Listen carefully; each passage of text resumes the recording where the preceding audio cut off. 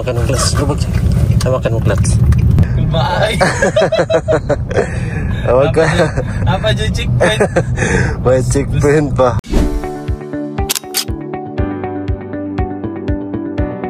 Bye. Ang ginagawa ni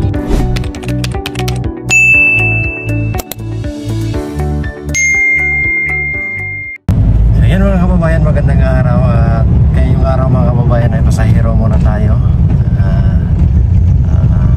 Ayan yung driver natin ngayon ay si Ralph. So nasanay siya sa automatic mga kababayan. So ngayon naman ay kailangan natin siyang i-train paano magmaneho ng manual transmission. So ayun na nga, nag-umpisa na kami takbo ngayon. Ayan, meron kaming pupuntahan so medyo nanibago pa siya. Kanya masyadong masyadong gamay yung first time ko mag-drive ngayon. pag-engage ng cambio. So medyo na pa ako, mawala pa ako pag ba. Naka-primera na ba o naka-segunda? basta malalaman mo yan yung mga sa takbo. Kasi pag naka-primera is masyadong maalog yung sasakyan.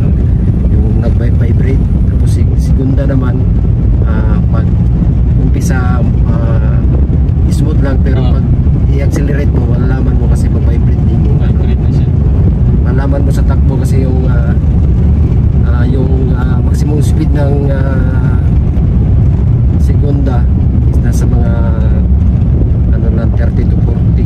Tapos yung tercera naman nasa mga 40 to 60 pag ganyan. Tapos 40 to 50. Tapos pag fourth gear na nasa mga 50 to 60.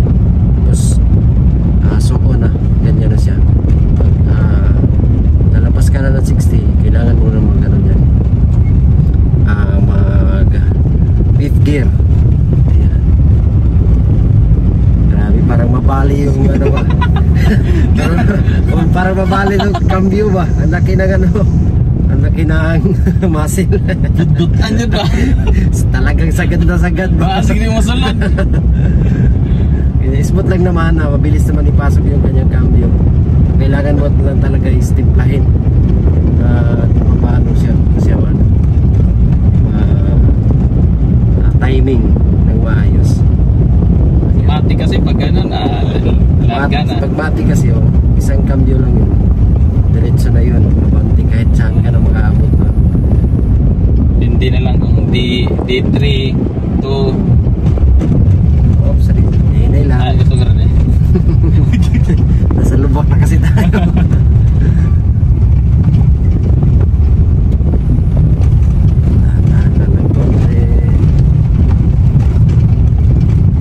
dapat may nakalagay ito na slow down.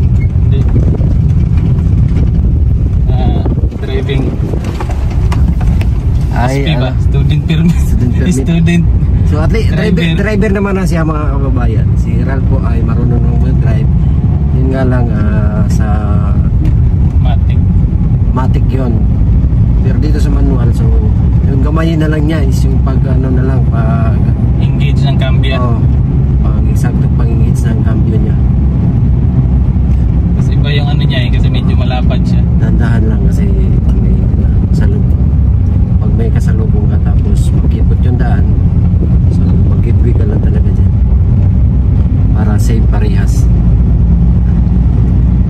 Di bali na kung talagang mamatay yung makina.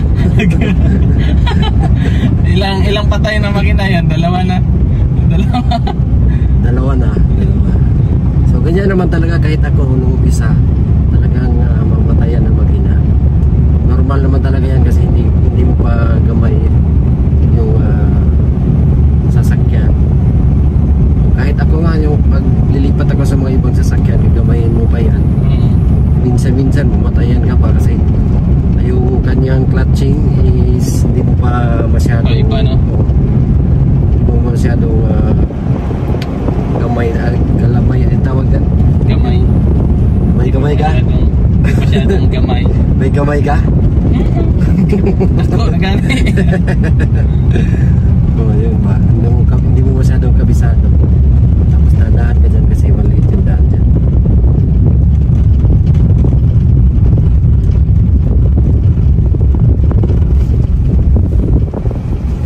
So naturo ko naman na sa kanya yung mga basic na hindi pa siya nag-try. Siya yung unang nagturo sa akin ng sasakyan. Bago pumunta ng Japan, siya yung nagturo sa akin ng manubela na ganito kasi noon pa man yung dinadrive ko motor lang.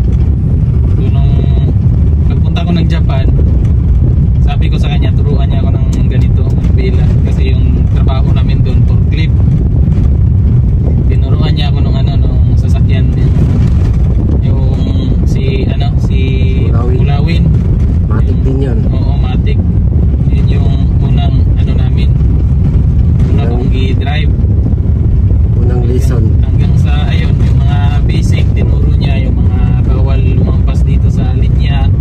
Tapos yung kung saan yung left feet mo, yun yung yung gulong niya, nandun yung gulong niya. So yun, kinabisado ko lang yan. Kaya nung nasa Japan ako, medyo alam ko na yung manubela.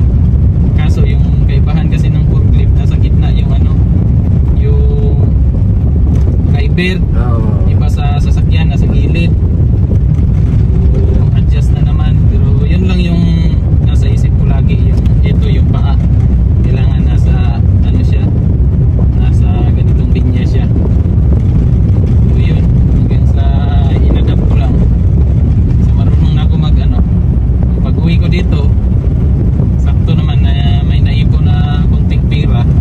Tapos na tanggap ni Mrs. yung lamsam niya sa Japan. Yun yung binili namin ng kotse pang service sa bata ba, kasi iba pag pa-check up ka tapos walang sasakyan, ang hirap. So yung bumili kami ng yun, suklo yan. Bumili kami ng ng sasakyan. Sige. Pag mo yung kalabaw. Tamaraw. Ayan o. Ayan, nandito kami ngayon sa highway. Highway na to. Ayan lang yung takbo namin o. Nasa mga 40 kilometers per hour. So dahan-dahan lang muna. Practice lang ba? Isang linggo. Kahit mga bukas, maano mo na yan, magamay mo na yan. Makabisado mo na ba?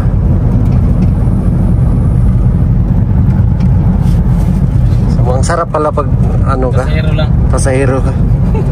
Pero medyo kinakabahan ako na to. Ang sarap na may konting kaba. Sarap na may konting kaba. Iba din talaga pag driver ka tapos hindi kayo nagda-drive. Iba yung kaba. Iba yung kaba. Legit yung kaba. Yung nung unang drive ko ng sasakyan dito na yung talaga yung gamit ko na ngayon. Isang oras na siguro, Choy. I-drive ko doon sa bihis lang, no? Tapos after nun, dala ko na sa bahay. Makipot ba yung doon sa bahay. Oo.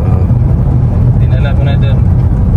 Talaga, preventive lang talaga kailangan mong... Pagbago pa, ang sarap pa sarap pa Pag ganito, minor ka na, tapos pag may cruising, mag-slow down ka din. Ganyan lang yan.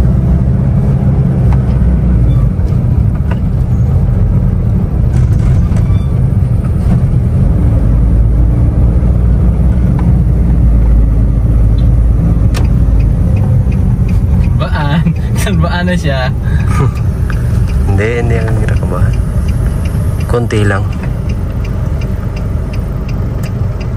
Yan, national highway na kami. Okay, mag-alala mo ito babae. May license naman tayo. Oo nga, meron.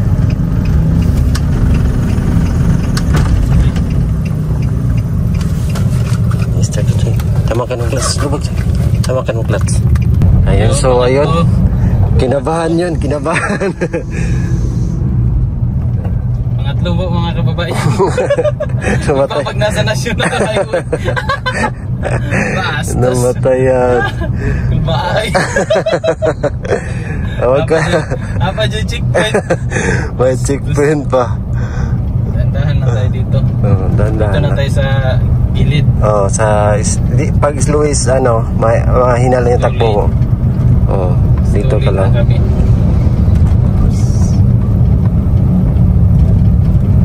Tapos silip-silip minsan sa side mirror. Para malaman mo ba na may sumunod. Baka may ang bilis ng takbo tapos makabig mo yung manobela. Ayan. Tapos lipat ka dito sa gitna kasi doon sa unahan may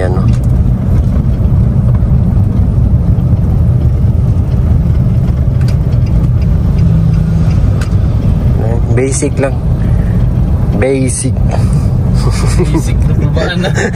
Basic pero kinakabahan. Nagkorikbot ang dugan. National highway to. Huwag nyo kami bus mga kababayan ha. Actually, driver naman to sir. Alam ko yung rules ng kalsada. May license naman to. Alam ko din yung sasakyan na ang lang talaga yung ito. So, hindi naman ako naaratol kanina. Baga kalma lang. Basta wag mo. Nakalimutan ko lang kung anong nakakambyo doon.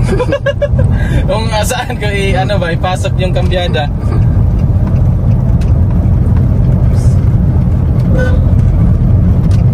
Dito kami bibili kami ng folding bed.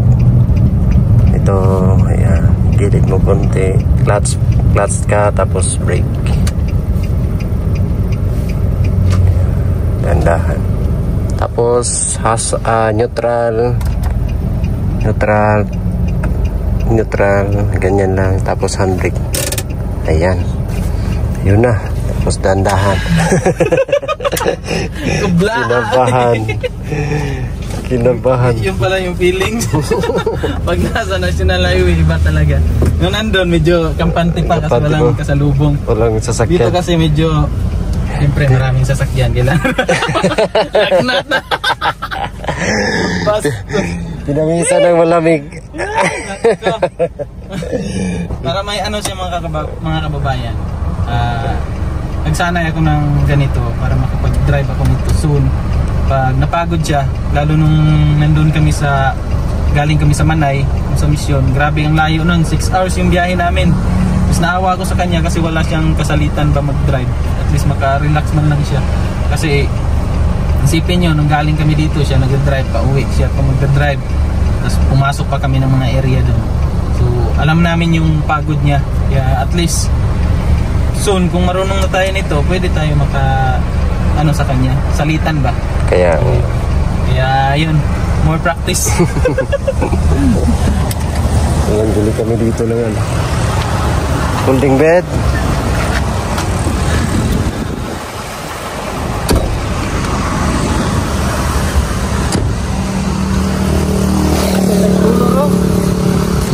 Pila? 1.5? Wayang nyo?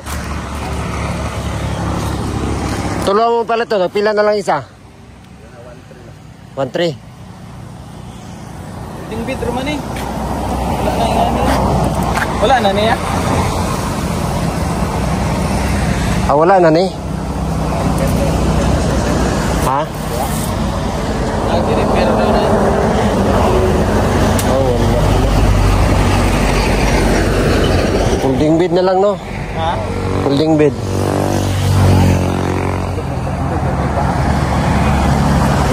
Yan ba dito? Isang bayanan, linggot. Tawagin na lang.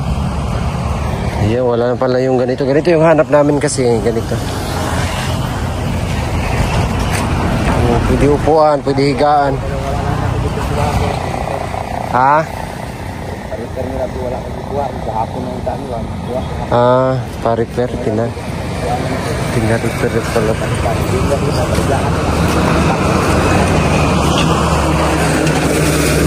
bid na lang yung natira.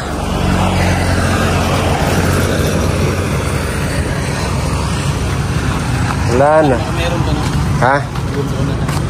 Tara. Dai.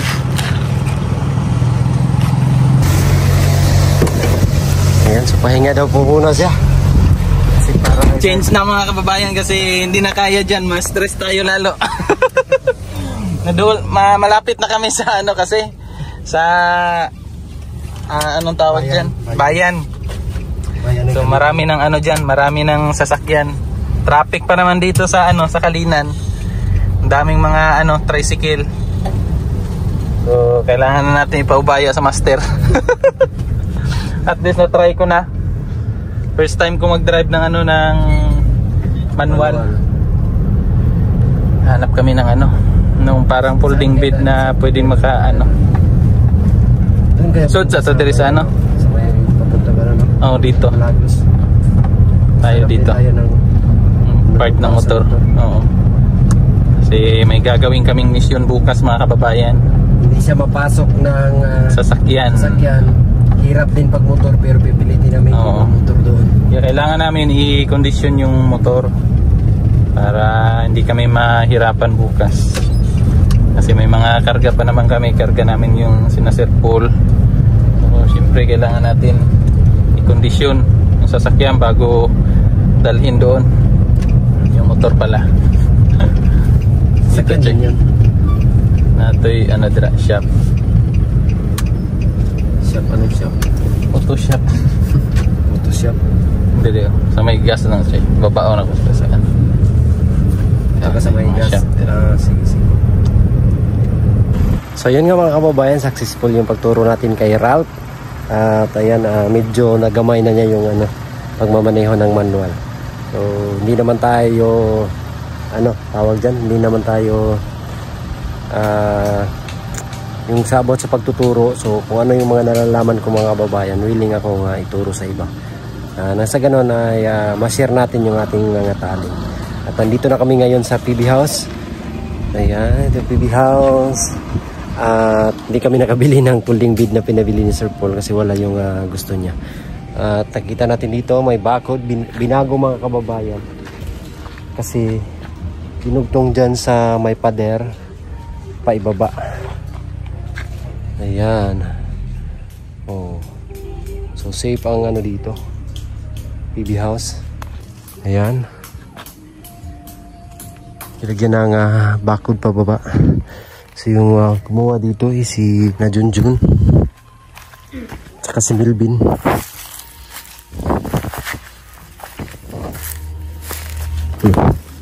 Matibay naman po siya. Naalog siya pero matibay. Saka nilinisan dito. Pinutol yung mga mga puno ng saging kasi tatanamin to ng gulay.